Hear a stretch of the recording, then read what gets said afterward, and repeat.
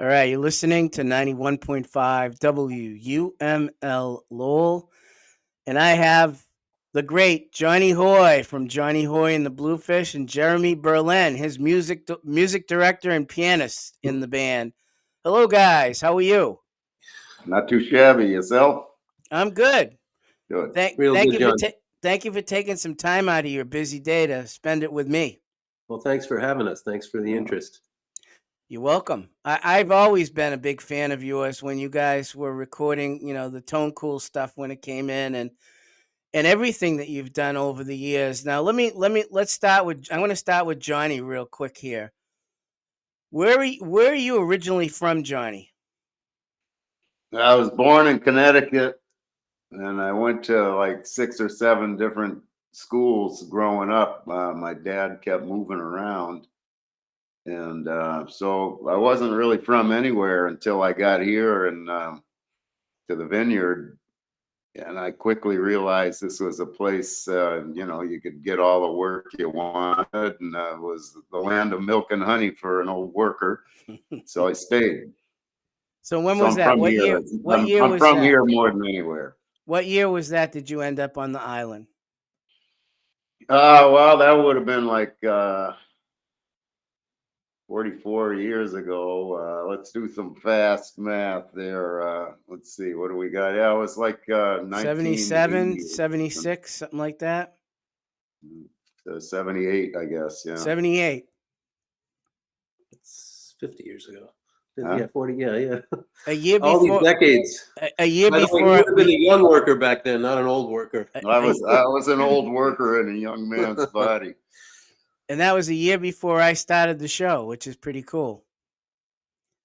So, what made you decide you wanted to go to the vineyard of all places? You have to get on a boat to get to the vineyard. Well, I had a boat. I had been commercial shad fishing, gill netting in the Connecticut River. And I talked to the guy who owned all the boats. He said, "Well, I'll let you have a boat.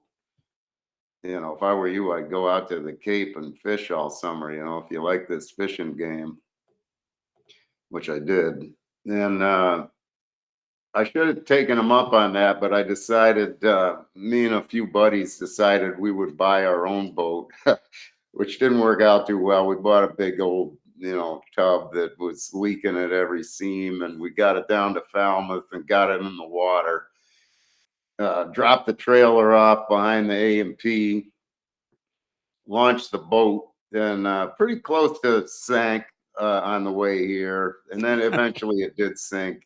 And, we were living under a bridge and, eating food out of the Black Dog trash and, raiding gardens and stuff like that. And, you know, eventually we put it together and, made a life of it. So you're an. I read you're Not an. not raiding garbage. Found some success in the construction business and fishing, commercial fishing, and music. Yeah, and you're an iron mason. I read I'm a stonemason. Yeah. stonemason. I mean, I'll sorry. do any kind of masonry. And then fishing. Blue fishing is well known and down the Cape. Yeah, I mean, I got my commercial licenses and some limited entry licenses, so I just fish for whatever's in season. So let's talk about music. How did you end up getting into music?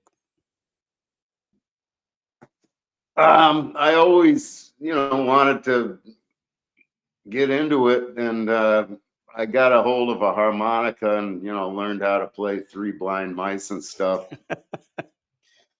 And one thing just kind of led to another. And what happened was I had a friend who had heard about Muddy Waters, and we lived about, I don't know, a half hour from the Shabu Inn in Willimantic, Connecticut.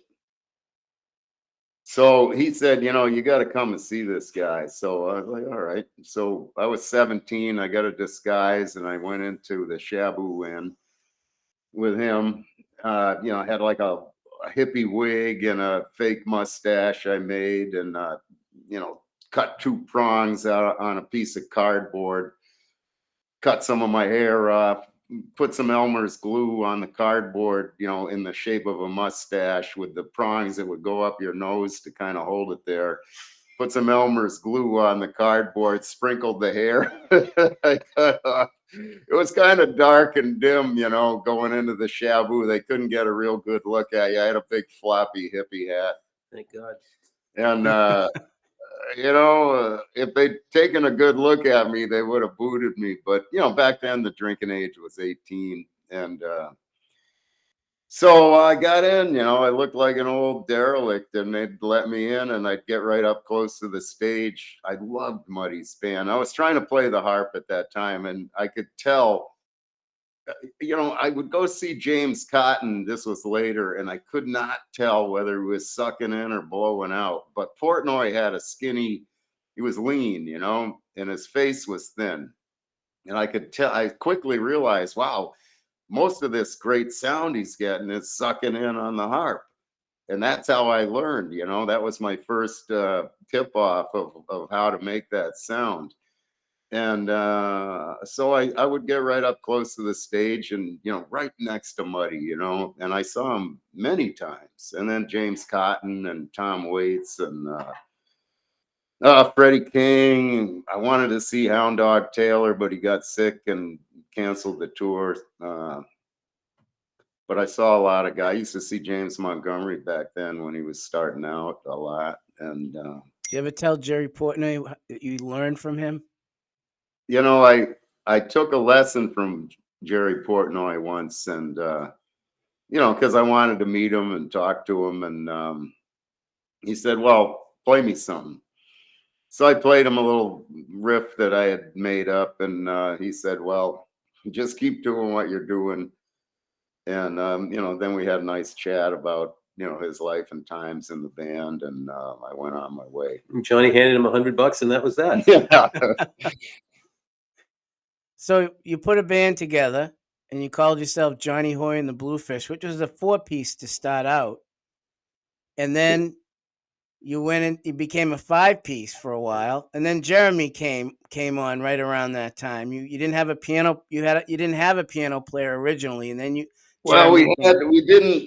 Most of the live shows were done as a 4-piece. My ex-wife playing bass and Buck Shank on the guitar. For a while, it was a 2-guitar band in the very beginning, and then we had Teo Leasmeyer, who was a great piano player that used to book the House of Blues, and he was on our first record on a few cuts.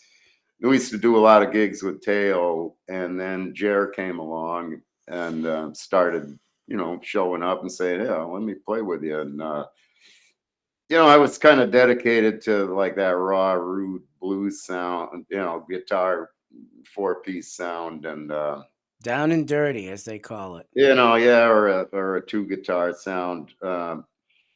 But it was kind of like the Patriots drafting philosophy. You get the best.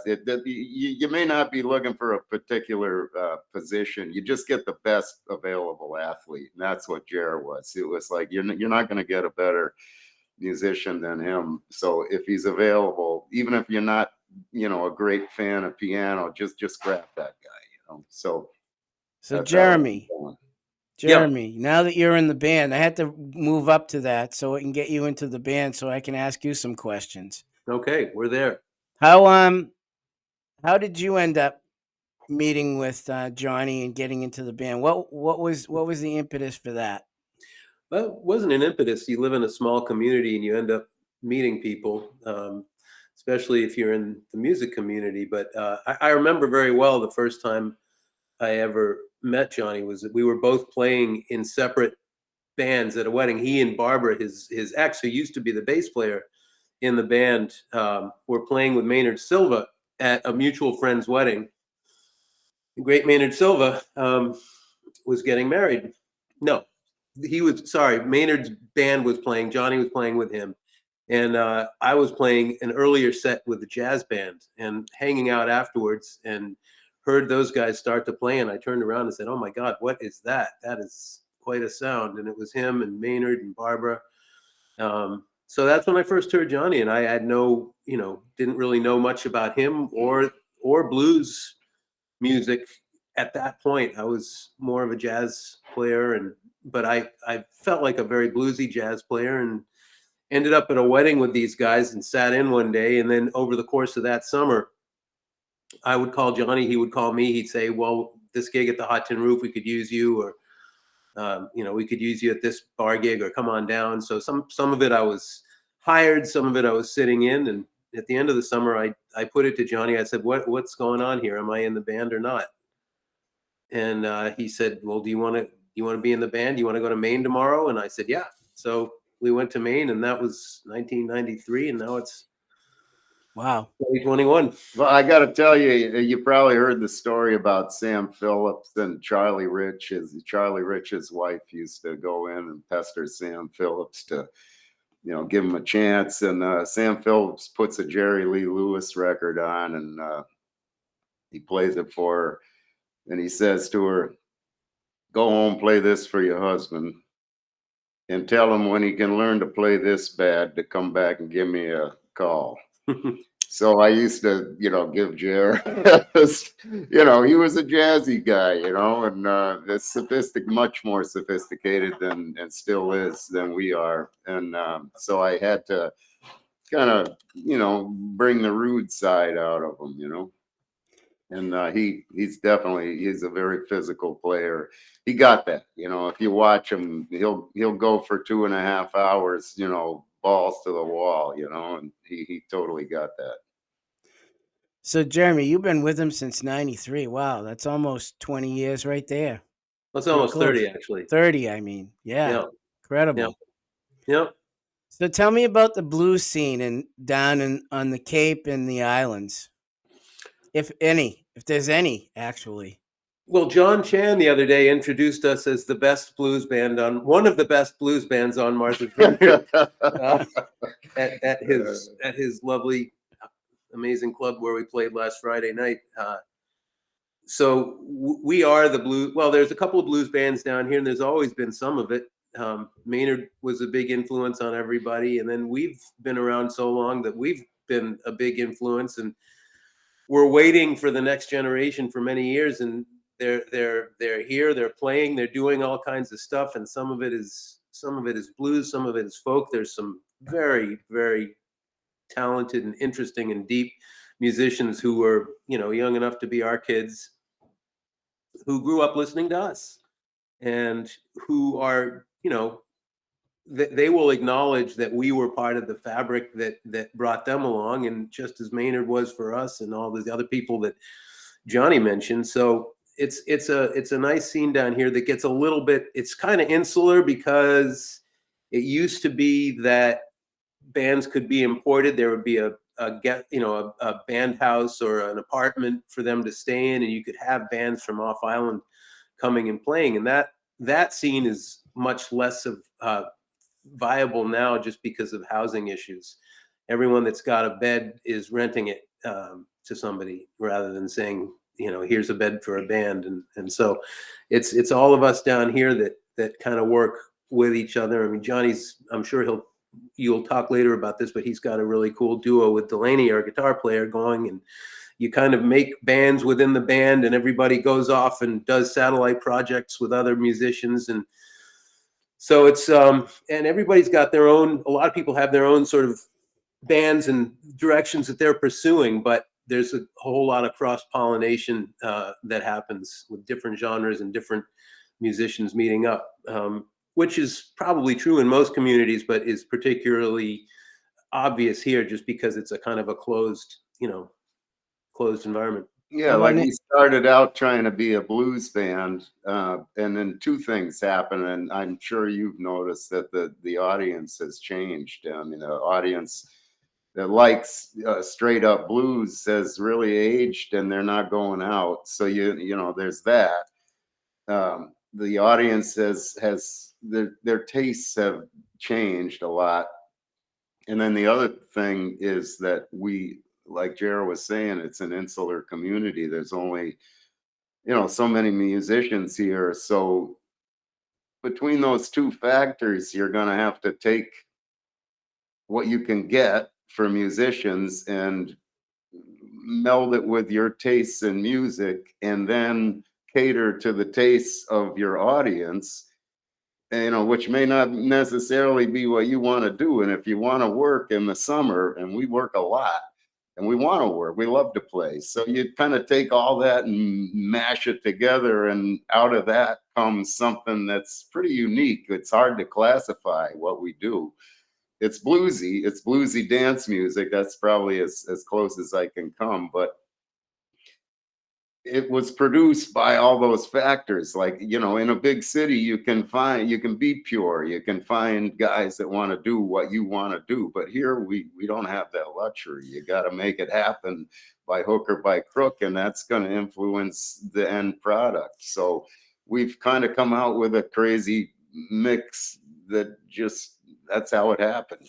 I think it's more a positive thing than a negative thing. But if you're going to look at the negative side of it, we sometimes wonder if the blues people think we're not bluesy enough, and the other people think we're too bluesy. We're sort of stuck in a little self-created purgatory. But it's a good thing. It's a good yeah. Purgatory. I'm saying if We you're like looking at yeah. it negative, we love it, because I mean you hear what we do, and we do. We love to play. We'll we love to give a anything. shot at I mean, country or funk or yeah, rock and roll or New Orleans stuff. You got to adapt though. You can't just be straight blues. You got to adapt to all of that. There's a lot of places where you go where, like, say you go to Europe. I mean, they don't quite know what to do with us because they like us. That's why they brought us there. But there's a lot of guys that are real purists, and they're looking at us like, well, what are you? And we're like, yeah, we were that, 25, 30 years ago. But I mean, we couldn't stay there, for one reason or another. Well, you got to evolve too. The times, you have to evolve with the times. You can't. Yeah, we had like a forced evolution.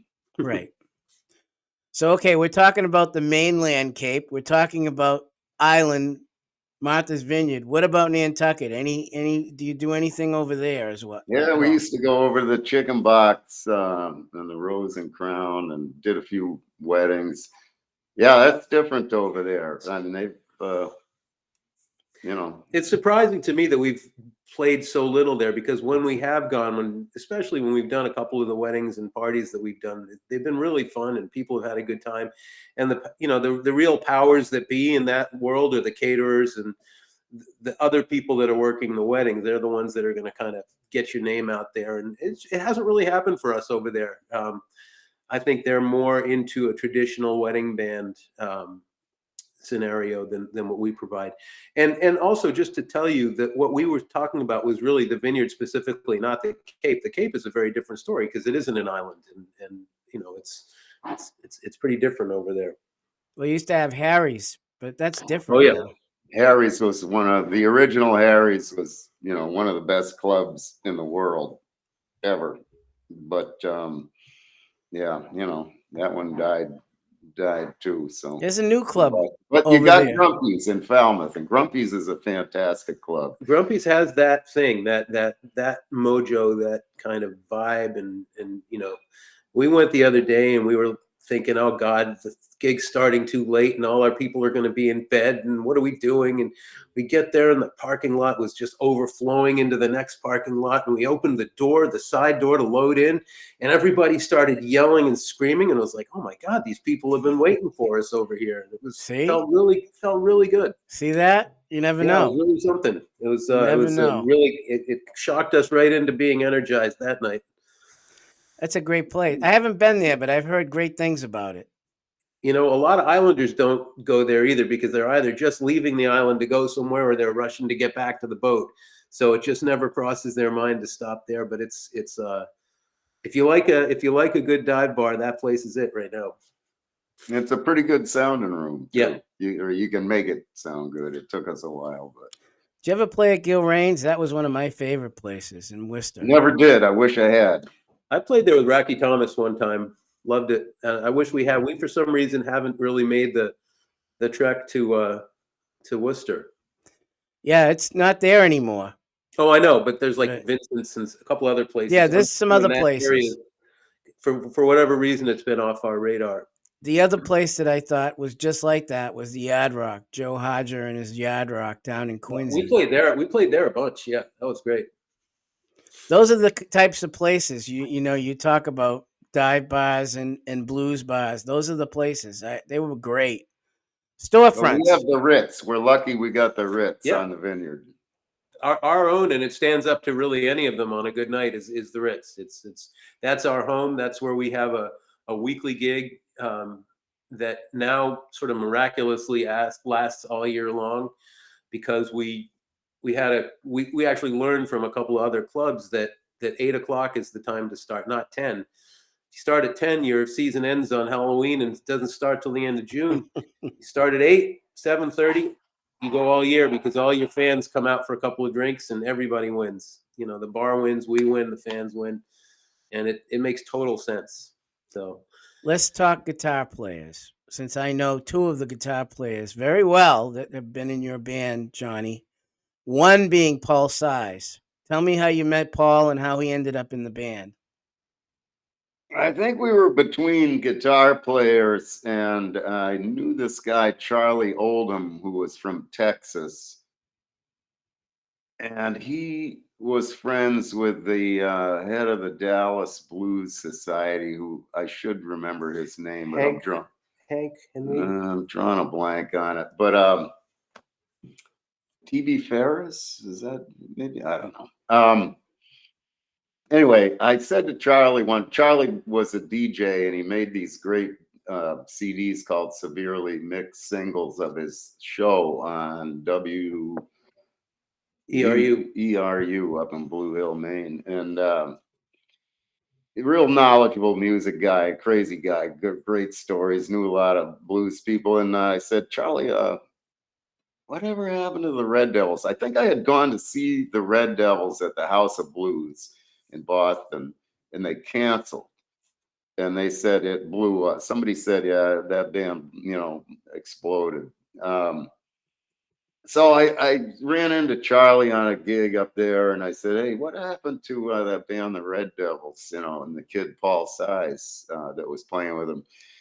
And he said, well, I think he went home to live with his mother, and the band fell apart. And I said, well, I want to call him. Like, how do I find him?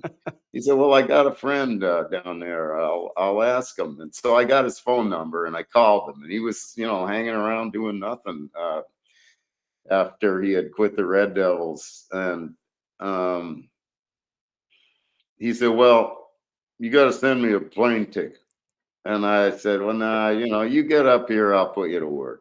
So I had a little shack, it was like to me, it was a pretty good situation. To him, it was a spider infested shithole. And he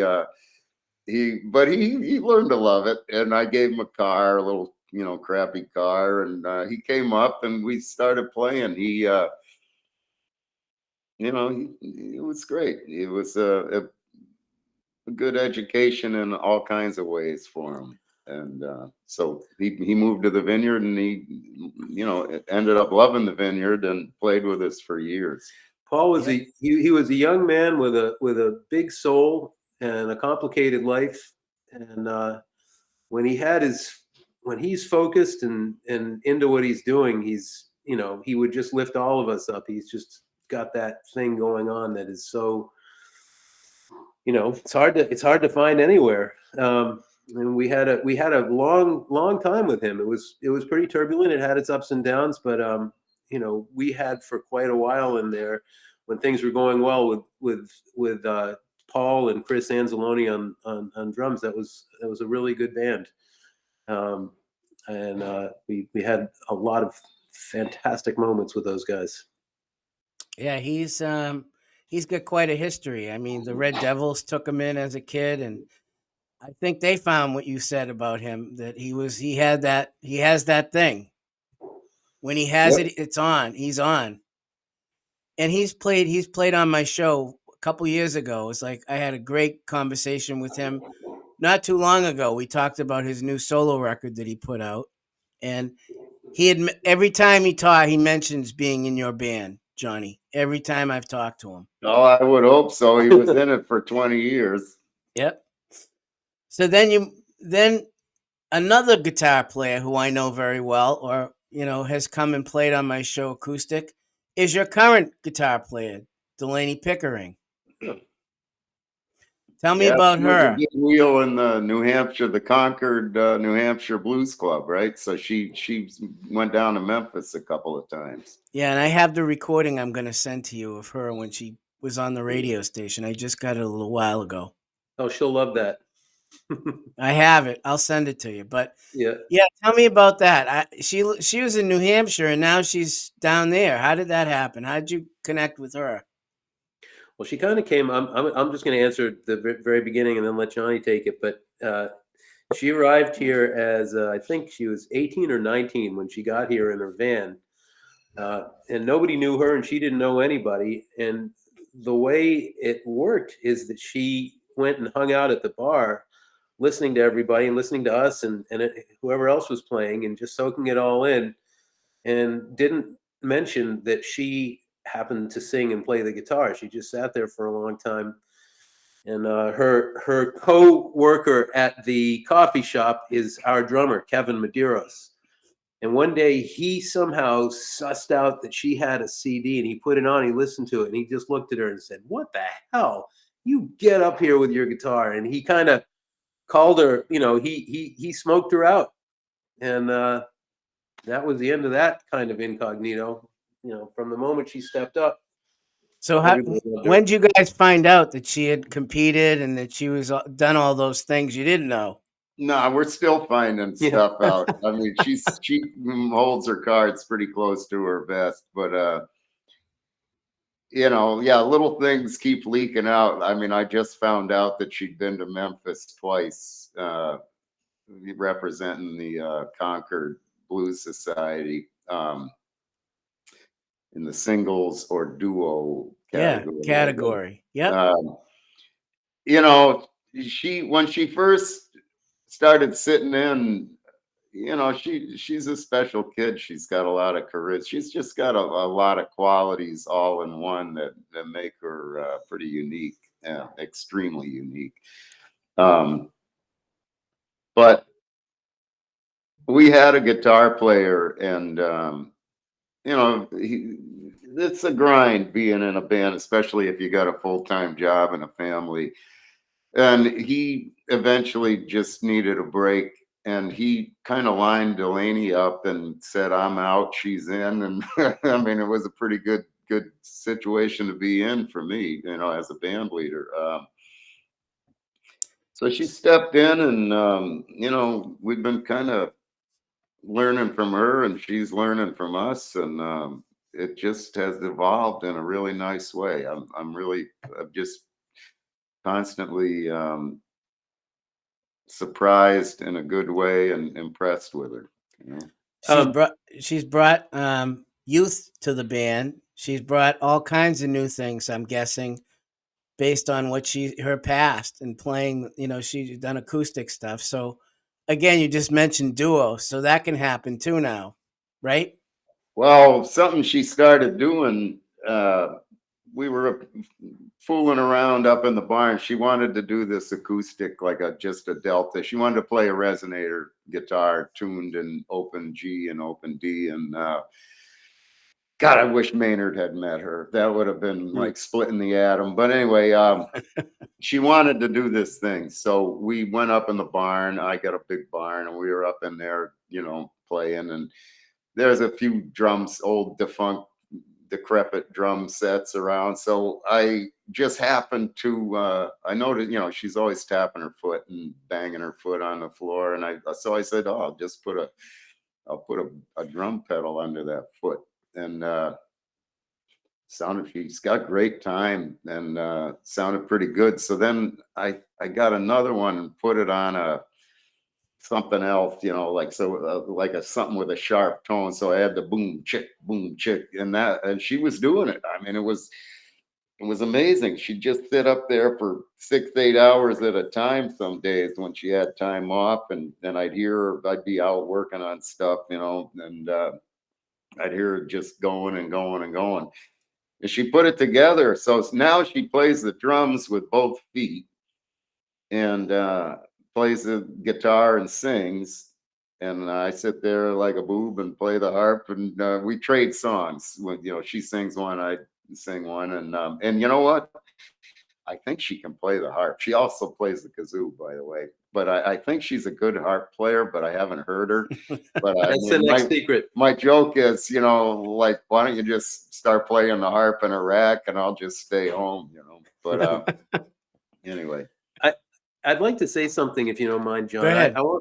Which is that we were mentioning that the guitar player before her, who is long associated with the band, before me even, he was in the band, then out of the band, and then in the band. yeah, Buck was one Buck of the Shank. first Yeah. members, and he's been in and out of that for a few stints, and he's tremendous. He's a fabulous player, fabulous human being, and but when he's had to go, he's had to go.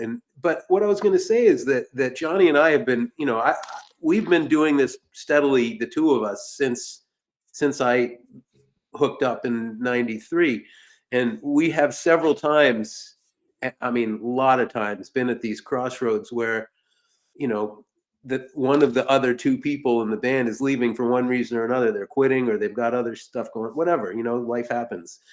And there have been a few times when we go, okay, here we are on the Vineyard. What the hell are we going to do now? And we go through all these conversations and make phone calls and figure out stuff and put out the word and try to get the right guy or a gal who's going to be good for us, or who we can kind of shape into our vision.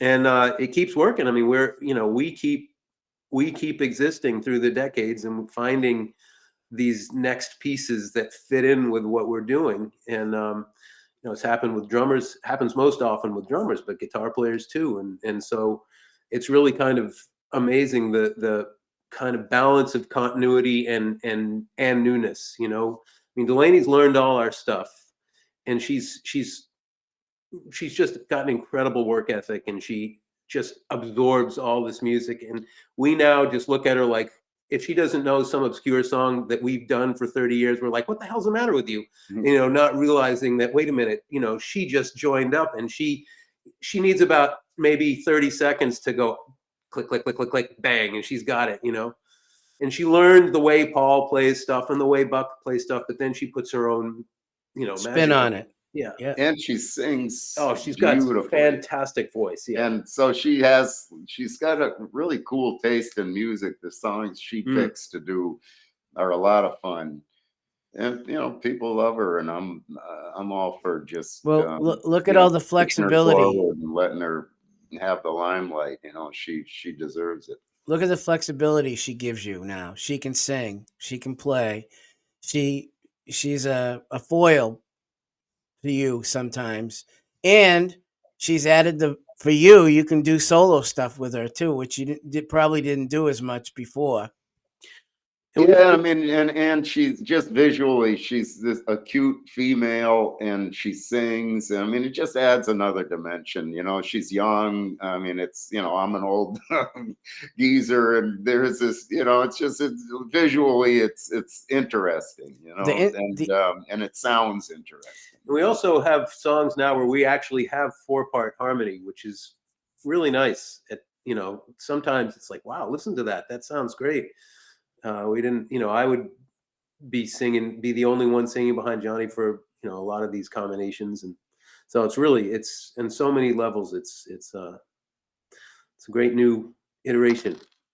So let's talk about recordings. You recorded for Tone Cool back in the beginning, and have you recorded with Delaney a recording yet?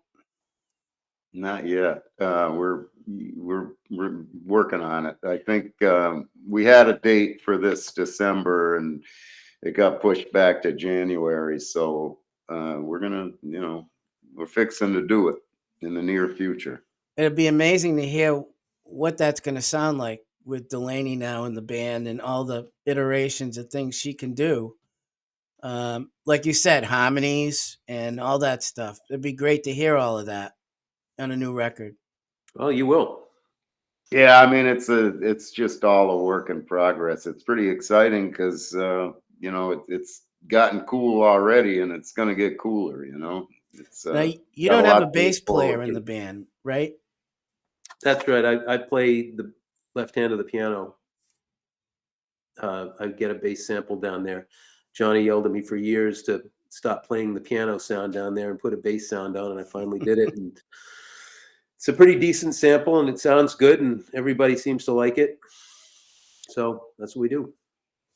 One less guy to pay, which comes in handy the way things are now. To go out on the road as a 4-piece is a lot easier than as a 5-piece. So we're a 5-piece disguised as a 4-piece. Your That's a pedal's the big fifth full piece. sound, a lot of music for a 4-piece. So let's talk about any dates coming up. I know you're going to be playing New Year's Eve there in the Vineyard, but anything off the island or in Europe or anywhere coming up that you know of?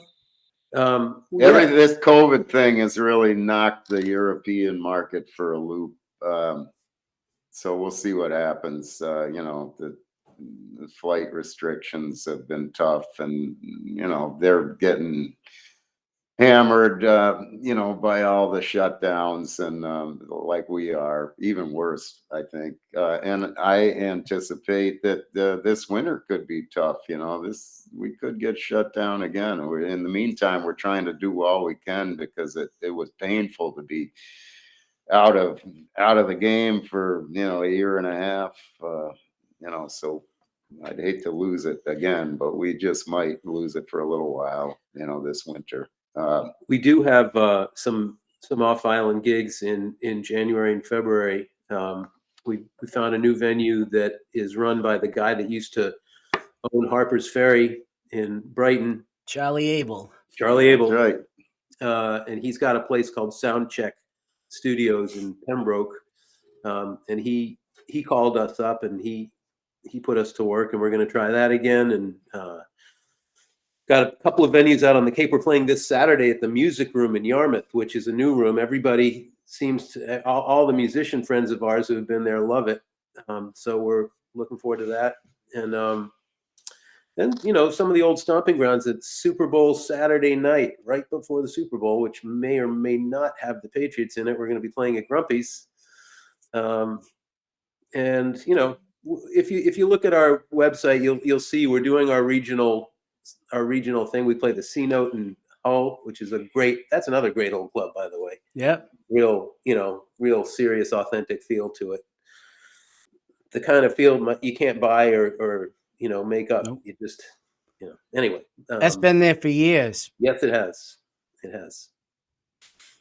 And So yeah, the Europe thing. I mean, a lot of people, the guys who are going to Europe are going as solo acts, or they're joining the many great European players. It's like basketball; all the great players are from Europe, and the musicians have figured out how to play blues and roots music over there too. So you get one guy or two guys to go over. They don't bring full bands anymore.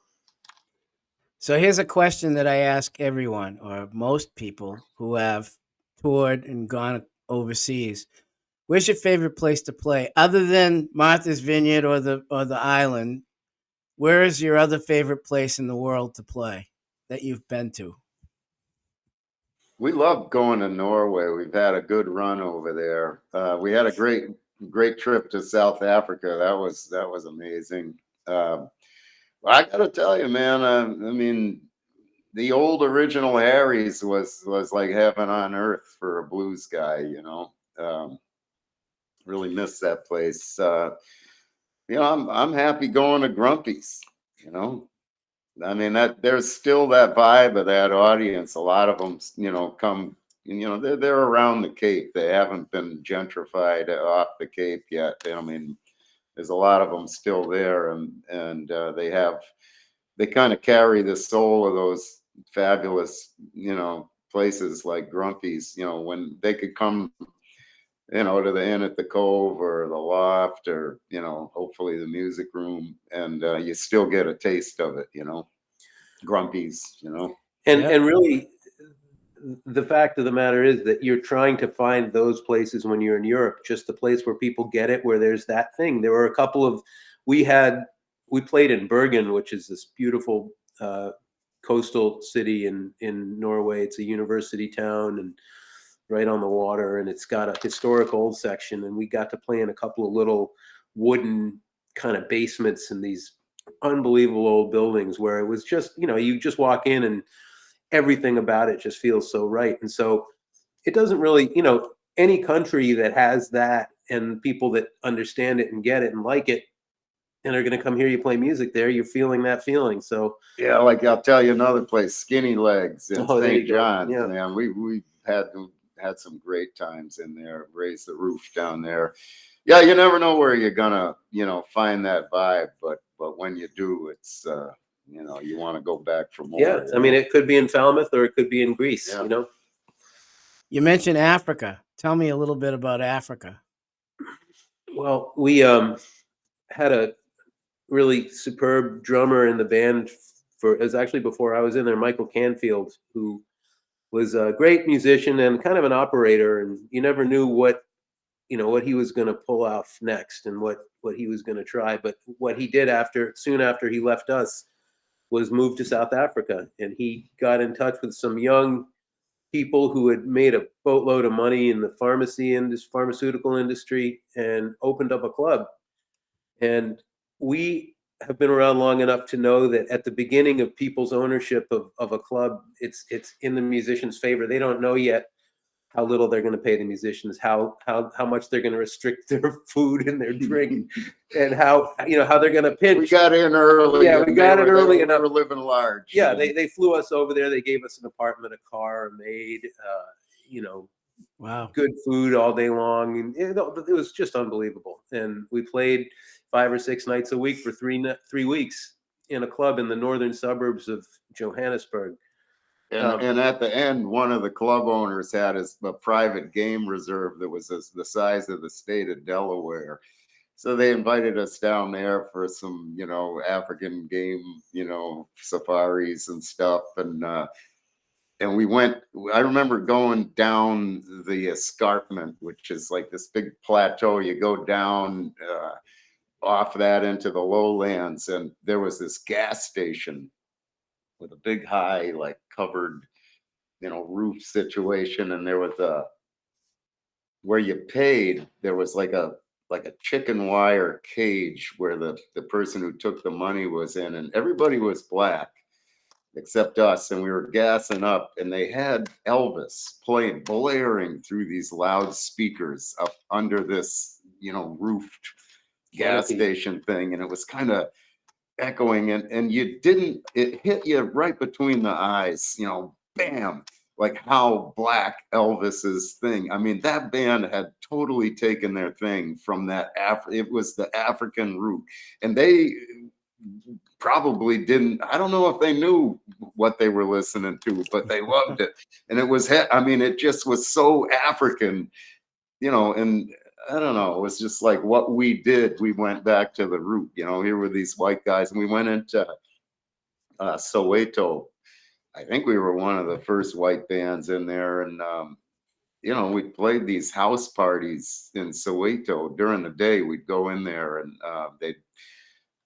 we'd be escorted in, and we'd have these jams with, people banging on garbage cans with, a couple of pieces of firewood, and we'd all just be jamming and getting down. And everywhere you went, there was music, there was, rhythm, and it was just awesome. You'd go, and these African bands would have, in front of the guys playing music, they'd have like 6 big, banging babes, like with their backs to the music, facing the audience, and the guys would be playing to these gyrating. They had it down. They knew what would make a musician do their best work. It was great.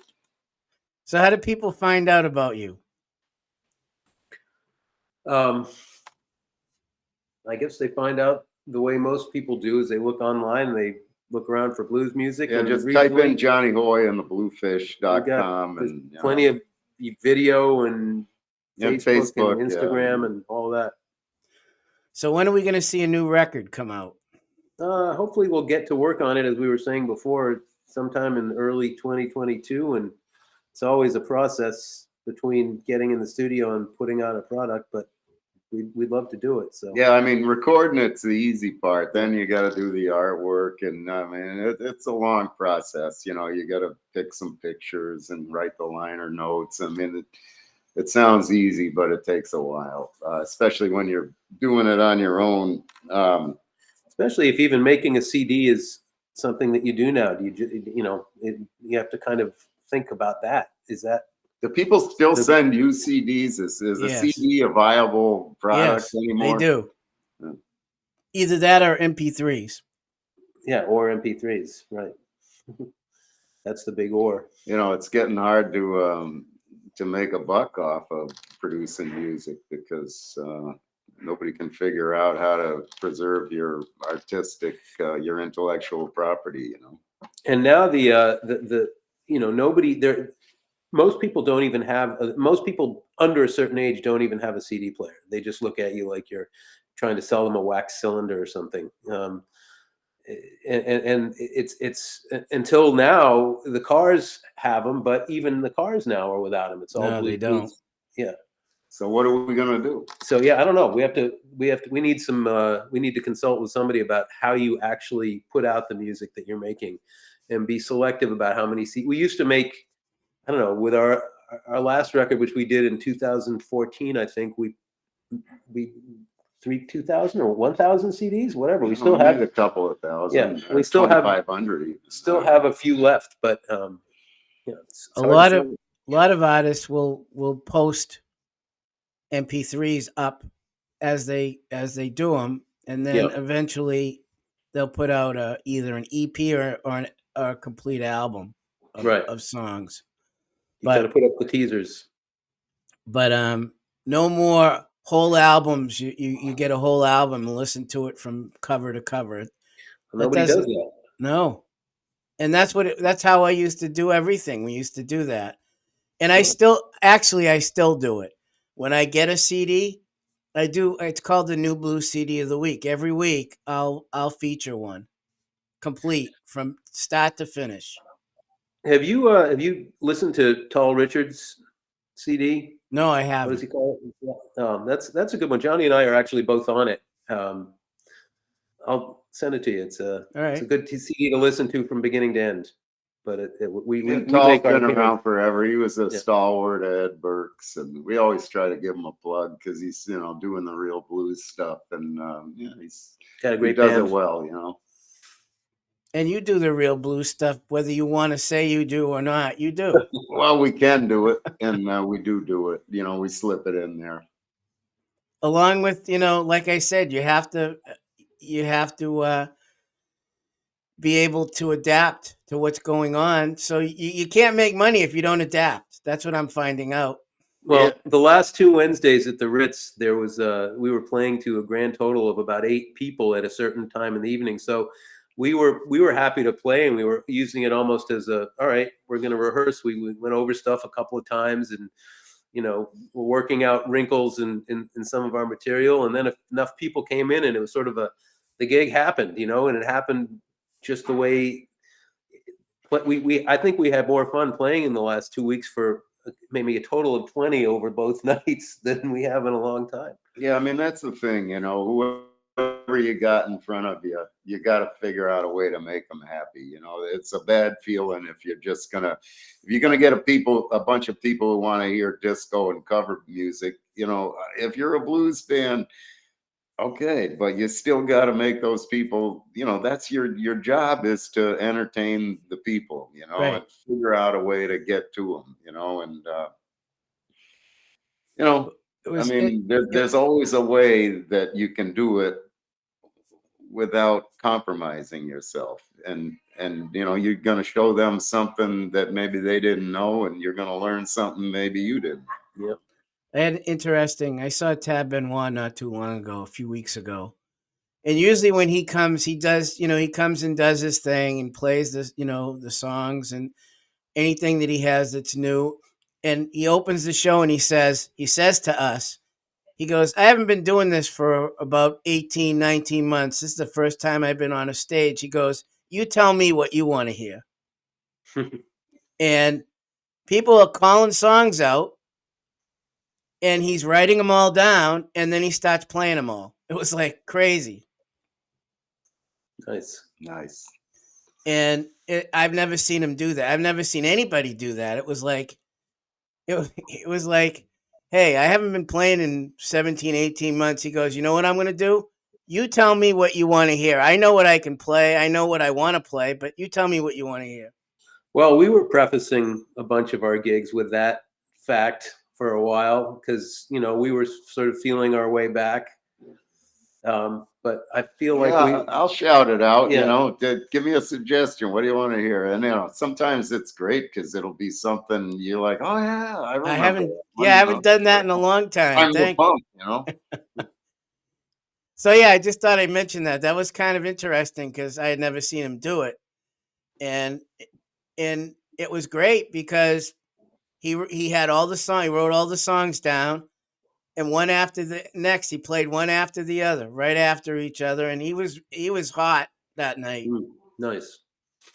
So anyway, I just want to say thank you guys for taking so much of your time today, and I'm gonna play Likewise, those. John. I'm Thank gonna you play for those having me. songs you sent me, Jeremy, right after this, right after Good. All the right. interview. And I look forward to having you guys come into the studio one day and play live on the show. I'll be in touch. It sounds like a good idea. We'd love to do it. Yeah, let's do it. And the new record when it comes out, let's do another interview when the new record comes out so we can talk about it. Excellent. Yeah. All right? Yeah, thanks for your support. Anytime, all the time. You guys are great. Johnny, thank you for everything that you do. Thank you, John. Enjoy your time down on the Cape. I wish I was there. All right. Well, we'll have fun without you. Well, if I ever come down, I'll come visit. How's that? Please Good. do. I have family there anyway. Well, So- what are you waiting for? Yeah, there you go. You want to come to the Ritz on a Wednesday night sometime for sure. All right. Well, thanks again. Have a All great day. You too. All right. You're listening to 91.5 WUML Lowell. That was Johnny Hoy and Jeremy Berlin from Johnny Hoy and the Bluefish.